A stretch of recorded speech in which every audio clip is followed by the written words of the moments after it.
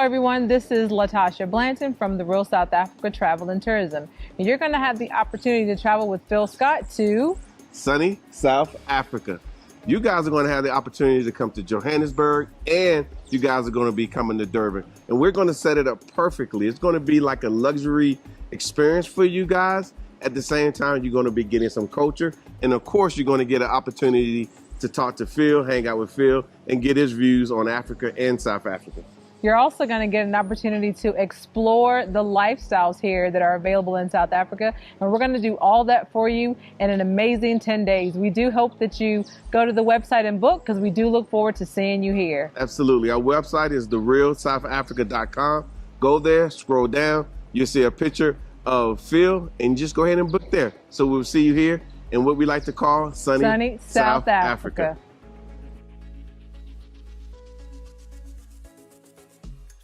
Outgoing Liberia's President George Weah is promising his people that he will not be running for president again. He said that after 6 years is when the next election is, and by then he'll be 63 years old. And he said the retirement age for our country is 65. So will I be working from 63 to 65 and then quit? No, I don't think so. So I'm not willing to run for the presidency again.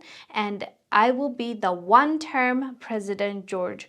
And I'm okay with that, which goes in line or hand in hand with what he has done in this recent election. When the election happened, people were saying there will be drama. As you know, most African leaders, when there's election, they put up a fight. They don't want to leave office. They want to stay there as long as physically possible. So, but him, when he lost, he was like, okay, congratulations to the winner, and I'm out. A lot of people were appreciating him for it, and rightfully so, because it's not something that we're used to seeing. We said that when we reported on that topic. What is interesting about this Liberia election is the fact that the president, which is now the former president, conceding and accepting his defeat and congratulating the winner.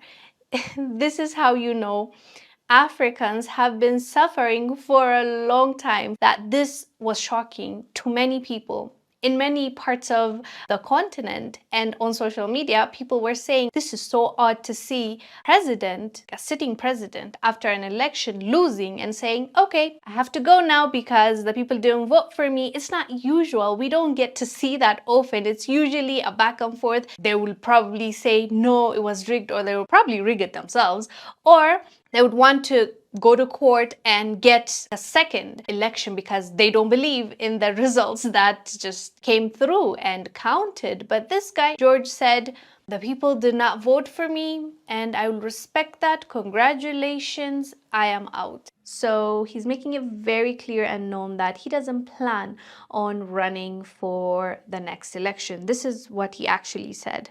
He said, quote, I am 57 now and our retirement age is 65, and 6 years from now I will be 63 and I cannot work for 2 years. I need time for myself and children and family. I did not come into politics to hijack power. You are not going to drag me to politics until I reach 90 years.